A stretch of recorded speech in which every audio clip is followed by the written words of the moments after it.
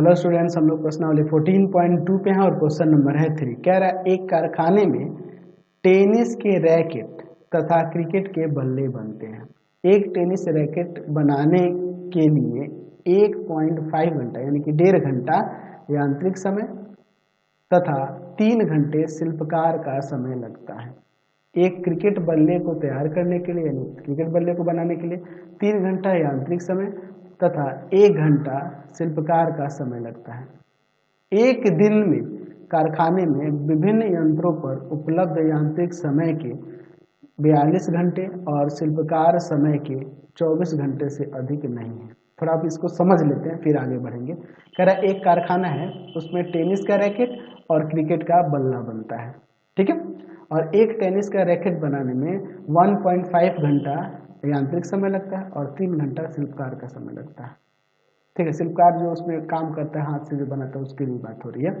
और एक क्रिकेट का बल्ला तैयार करने के लिए 3 घंटा यांत्रिक समय यानी मशीन के द्वारा और 1 घंटा शिल्पकार समय लगता है। तो एक दिन में कारखाने की जो क्षमता यहाँ दी हुई है, कारखाने में जो यंत्र दिए हैं उनकी कुल क्षमता जो है 42 घंटे तक का है ना। जितने भी यंत्र हैं, विभिन्न यंत्र से टोटल क्षमता कितनी है, 42 घंटे की है। और शिल्पकार का समय 24 घंटे से अधिक नहीं है, यानी कि इसका अधिकतम जो है 42 घंटा मशीनों के द्वारा और शिल्पकार के द्वारा ये 42 घंटे अधिकतम दिया गया है।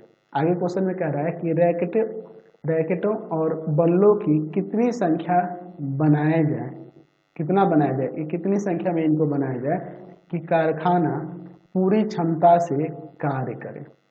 अच्छा, कितनी कितनी संख्या होगी, रैकेट कितने होंगे और बल्ले कितने होंगे ताकि कारखाना पूरी क्षमता से कार्य करे, यानी कि इतना घंटों का उसमें उपयोग हो सके, ठीक है। इतना यांत्रिक समय और इतना आपका शिल्पकार समय उपयोग हो सके। आगे फिर कह रहा है कि यदि रैकेट और बल्ले पर लाभ क्रमशः 20 रुपये और 10 रुपये हो, यानी कि एक रैकेट पर लाभ 20 रुपये हो और एक बल्ले पर लाभ 10 रुपये हो, तो कारखाने का अधिकतम लाभ ज्ञात करना है, मैक्सिमम प्रॉफिट बताना है।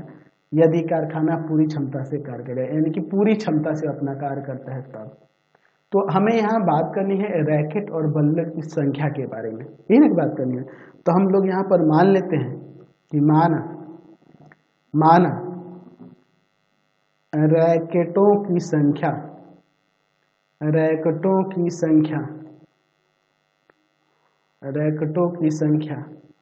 x तथा बल्लों की संख्या y है, ठीक है। रैकेटों की संख्या x मान लेते हैं और बल्लों की संख्या हम लोग यहाँ y मान लेते हैं। अब चलिए हम लोग यहाँ पर एक चार्ट बना लेते हैं। जो अभी हमने ऊपर जितने भी ये सब मान देख रहे हैं ना, उसके लिए मैं यहाँ पर एक चार्ट बना लेता हूँ, ठीक है। इसमें हम लोग 4 कॉलम ले लेते हैं। ध्यान से देखिएगा, बहुत ही इंटरेस्टिंग क्वेश्चन है, बहुत मजा आने वाला है इस क्वेश्चन को बनाने में, ठीक है। चलिए, तो इसमें हम लोग चार्ट यहाँ बना लेते हैं, ठीक है। यहाँ पर हम लोग चार्ट ये बना लेते हैं, ठीक है। अब इसके बाद हम लोग यहाँ पर देखिए, तो हम लोग देख रहे हैं कि 2 वस्तुएं हैं, एक है टेनिस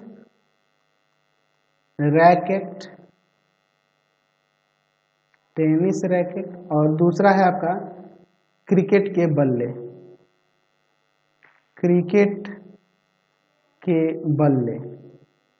बैट जिसे बोलते हैं ना। चलिए, अच्छा, यहाँ पर हम लोग ले लेते हैं 2 तरह का समय लग रहा है।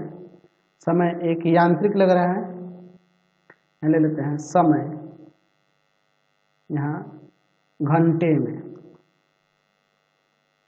तो कौन कौन सा समय लग रहा है, एक यांत्रिक समय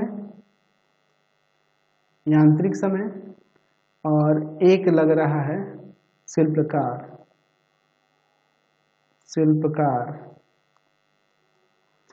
समय लग रहा है, ठीक है। अच्छा देखिए, अब देखिए यहाँ पे हम लोग इस डाटा को देखते हैं। देखिए, टेनिस का रैकेट बनाने में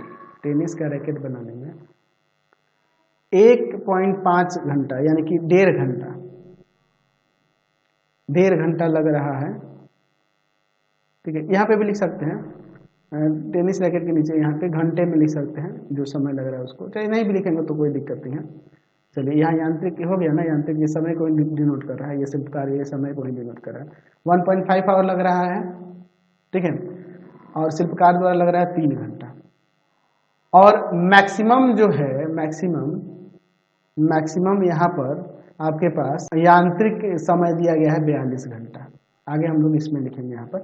चलिए, और उसी तरह से क्रिकेट के बल्ले बनाने के लिए यहाँ 3 घंटा यांत्रिक समय और 1 घंटा शिल्पकार समय मिल रहा है, और टोटल यांत्रिक समय 42 घंटा और शिल्पकार समय 24 घंटा दिया हुआ है। इससे अधिक नहीं हो सकता। ये आपकी उपलब्धता है, तो यहाँ ऊपर हम लोग उपलब्धता लिख देते हैं, उपलब्धता।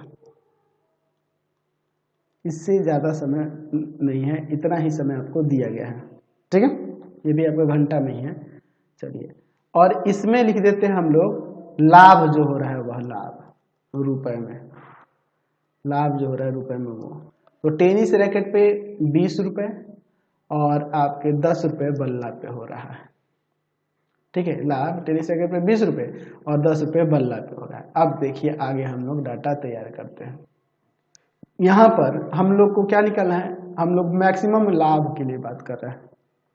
वैसे तो हमें कितना रैकेट होगा टेनिस का और कितने रैकेट और कितना बल्ला होगा इसकी भी संख्या निकालनी है, लेकिन सेकंड नंबर में क्या ना मैक्सिमम लाभ के लिए, तो जेड इक्वल में क्या हो जाएगा। तो हम लोग देख रहे हैं कि रैकेट बना है x और एक पे प्रॉफिट हो रहा है 20 रुपये, तो 20x हो जाएगा। उसी तरह क्रिकेट बल्ला है आपका y और एक पे 10 रुपये प्रॉफिट हो रहा है, तो ये 10y हो जाएगा। तो हमें यहाँ पर ये एक फंक्शन मिल गया आपका ऑब्जेक्टिव फंक्शन। चलिए, अब इसके बाद हम लोग व्यवरोधों के लिए चलते हैं। तो यहाँ पर हम लोग बात करते हैं, यहाँ पर टेनिस रैकेट और बल्ले की संख्या निकालने के लिए हम लोग यहाँ पे व्यवरोध वाले रैखिक असमीकरणें तैयार करेंगे। तो हम लोग यहाँ पर समय को लेकर चलते हैं, समय को लेकर चलते हैं। तो देखिए, हमें x रैकेट बनाने हैं, तो एक को बनाने में यांत्रिक समय लग रहा है 1.5 आवर, तो 1.5x लग जाएगा, इतना समय लग जाएगा रैकेटों को संख्या कुल रैकेटों को बनाने में। और यांत्रिक समय लग रहा है 3 घंटा एक क्रिकेट के बल्ला बनाने में, एक क्रिकेट का बल्ला बनाने में। तो टोटल यांत्रिक समय कितना लग जाएगा, 3y ये ना हो जाएगा। और ये कुल मिलाकर यांत्रिक समय कितना हो सकता है, तो 42 घंटा हो सकता है। उससे कम होगा, उसके बराबर हो सकता है, उससे अधिक नहीं हो सकता। यही आपके पास दिया हुआ ना कि 42 घंटा से अधिक उपलब्ध नहीं है आपके पास समय, तो यहाँ ये हो जाएगा। चलिए, एक काम करते हैं, यहाँ से 1.5 कॉमन कर लेते हैं, ठीक है। तो 1.5 कॉमन करेंगे, तो यहाँ x प्लस में 2y is less than equal to 42, इसको ले जाएंगे भाग में, ठीक है। तो यहाँ पर आ जाएगा, तो इसको भाग में भेज देंगे, 42 से भाग करेंगे तो x plus 2y is less than equal to 28 हो जाएगा। एक हमें यहाँ पर ये प्राप्त हो गया, ठीक है। चलिए, अब दूसरे वाले के लिए चलते हैं। तो शिल्पकार वाले समय के लिए यहाँ चलते हैं। तो टेनिस का रैकेट बनाने में शिल्पकार समय लग रहा है 3 आवर, तो 3 घंटा लग रहा है। तो x टेनिस का रैकेट बनाना है तो टोटल 3x समय लगेगा। और क्रिकेट के बल्ले के लिए 1 घंटा लग रहा है, तो टोटल y बन रहा है बल्ला, तो y समय हो जाएगा टोटल। और इन दोनों को मिलाकर कुल समय 24 घंटा अधिकतम हो सकता है, उससे कम हो सकता है, उसके बराबर होगा, उससे अधिक नहीं होगा, ठीक है। तो ये दूसरा हमें प्राप्त हो गया। तो अब इन दोनों से देखेंगे, तो हम लोग यहाँ पे सबको एक जगह पहले कर लेते हैं।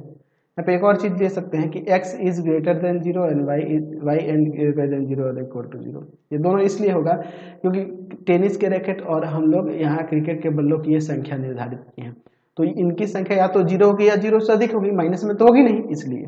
चलिए, तो अब सबको एक जगह कर लेते हैं। Maximum of z equal to है 20x प्लस का 10y। अच्छा, ये आपके पास ऑब्जेक्टिव फंक्शन होगा। और व्यवरोध देखिए, x plus 2y is less than equal to 28, और दूसरा है 3x plus y is less than equal to 24। और यहाँ दिया है कि x का वैल्यू 0 से ग्रेटर और इक्वल होगा, y का वैल्यू 0 से ग्रेटर और इक्वल होगा। अब इनका हम लोग यहाँ पर आलेख देखते हैं। चलिए, तो हम लोग लिखेंगे दिए गए रैखिक असमीकाओं को रैखिक समीकरणों में बदलने पर तो क्या हो जाएगा यहाँ बदलेंगे तो देखिए एक हो जाएगा x plus 2y equal to में 28 और दूसरा हो जाएगा 3x plus y equal to में 24। चलिए अब इसके लिए इन दोनों के लिए दो चार्ट यहाँ पर बना लेते हैं ताकि हम लोग इनका हल निकाल सके। दो हल निकालेंगे तभी ना इनका आलेख खींच पाएंगे। चलिए देखिए तो यहाँ पर हम लोग इस तरह से इसको ले लेते हैं, ठीक है। चलिए अब इसके बाद हम लोग देखते हैं एक्स वाई। एक्स का मान यहाँ 0 रखेंगे तो वाई का आ जाएगा 14, वाई का 0 रखेंगे तो एक्स का आएगा 28। एक्स वाई, एक्स का 0 रख देंगे यहाँ पे तो वाई का 24 और वाई का 0 रख देंगे तो एक्स का कितना आ जाएगा, वाई 0 रखेंगे तो एक्स का 3 8 24 8 आ जाएगा, ठीक है। अब इसके बाद हम लोग इसका ग्राफ बनाते हैं। चलिए देखिए अब हम लोग क्या करते हैं, यहाँ ले लेते हैं एक्स अक्ष और इस पर ले लेते हैं यहाँ वाई अक्ष।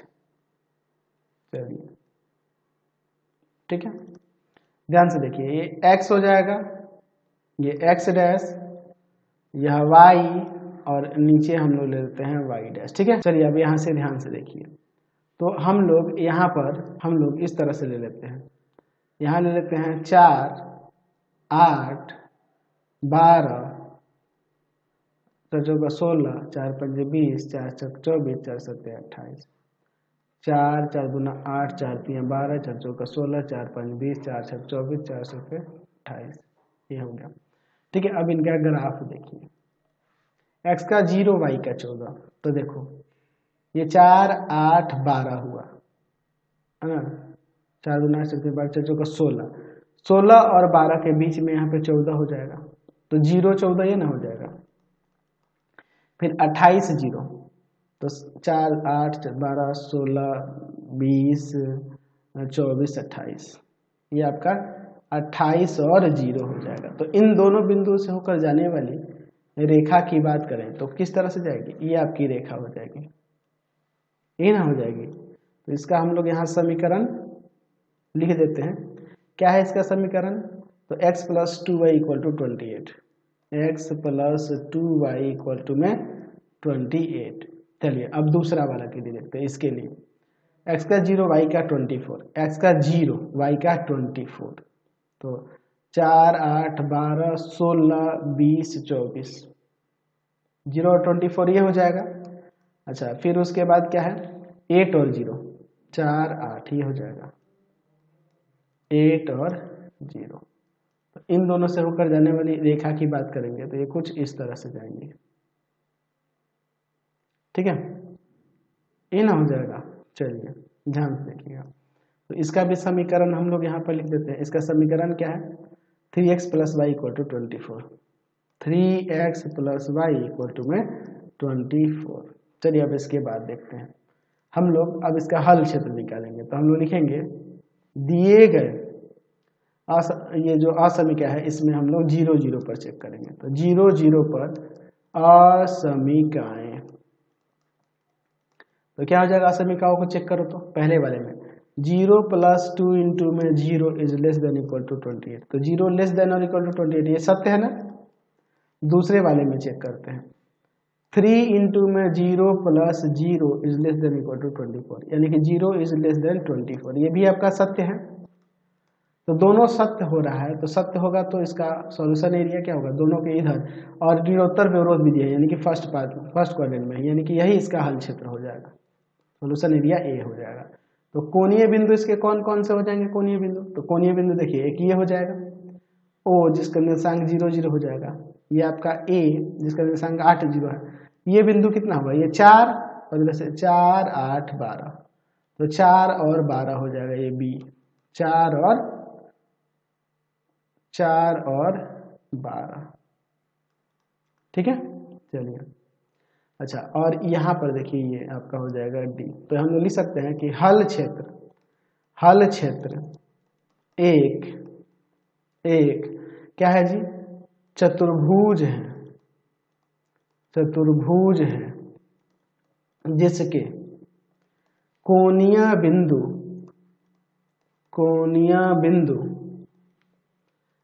ओ 0 0 A 8 0 बी 4 12 तथा डी 0,14 है। तो कोणीय बिंदु मिल गया और ये आपका एक चतुर्भुज बन रहा है हलछेद। तो यहाँ पर इसका जो मैक्सिमम हमें निकालना है ना जी, चलिए अधिकतम लाभ निकालना है। तो इसके लिए मैं यहाँ पर चार्ट बना लेता हूँ। तो 5 कॉलम इसमें लेंगे क्योंकि हमें 4 यहाँ कोणीय बिंदु निकाल के आए हैं। ठीक है, हो गया। अब इसके बाद हम लोग यहाँ पर देखते हैं, ध्यान से देखिएगा। यहाँ लिख देते हैं कोणीय बिंदु और यहाँ पर लिख देते हैं आपका z इक्वल टू में जो दिया हुआ 20x + 10y, यही था क्या, 20x + 10y, 20x + का 10y। चलिए अब देखिए यहाँ पर कोणीय बिंदु, यहाँ पर देखिए क्या क्या है। तो 0 0 8 0, फिर आपका 4 12 और फिर आपका 0 14। अब इसमें रखते हैं और मानों को निकालते हैं। देखिए क्या आता है। 0 0 पर 0, 8 और 0 पर देखिए 8 दूना 16 160, ये 4 और 12 पर, तो ये हो जाएगा 80, यहाँ 80 और यहाँ पर हो जाएगा ये आपका 120, तो ये 200 हो जाएगा। इसमें रखते हैं तो 140। तो मैक्सिमम प्रॉफिट यही ना हो रहा है, मैक्सिमम लाभ यही हो रहा है। किस पर, तो एट 4 12 पर, है ना। यानी हम लोग लिख सकते हैं पहले वाले का आंसर, टेनिस रैकेटों की संख्या, x का मान 4, यही ना हो रहा है। अच्छा दूसरा इसी में, अच्छा एक और चीज है ना इसमें, क्रिकेट बल्लों की संख्या, क्रिकेट बल्लों की संख्या 12 हो जाएगी। अच्छा और दूसरा क्या रहा था, अधिकतम लाभ ना, अधिकतम लाभ जो होगा, अधिकतम लाभ वो कितना लाभ हो जाएगा, 200 रुपये का अधिकतम लाभ होगा। ठीक है, 200 रुपये अधिकतम लाभ होगा। जब इतना बल्ला और इतना रैकेट बनेगा तो 200 रुपये का अधिकतम लाभ होगा, यही मैक्सिमम प्रॉफिट। तो हम लोग बिजनेस ऐसे नहीं करेंगे जिसमें हमें ज़्यादा से ज़्यादा लाभ हो सके, यही ना सोचेंगे। तो फिलहाल इस वीडियो में यहीं तक रहने देते हैं। नेक्स्ट वीडियो में नेक्स्ट क्वेश्चन देखेंगे। आपको हमारे 3 चैनलों को सब्सक्राइब करना होगा। पहला है pathfinder classes Chhapra, pathfinder classes Chhapra. दूसरा आपके पास भारती भवन रविकांत सर, रविकांत सर। और तीसरा चैनल है रविकांत सर के नाम से। तीनों को सब्सक्राइब कर लेंगे और इससे रिलेटेड वीडियो के लिए सीधे डिस्क्रिप्शन में जाएंगे। इससे रिलेटेड नोट्स के लिए गूगल पे जाकर सर्च करेंगे www.ravikantsir.in और यहाँ जाकर आप सभी क्लासेस के नोट्स, उनके PDF को डाउनलोड कर सकते हैं, पढ़ सकते हैं। इंस्टाग्राम और फेसबुक पे जाके पाथफाइंडर क्लासेस छपरा को लाइक एंड फॉलो करना नहीं भूलेंगे।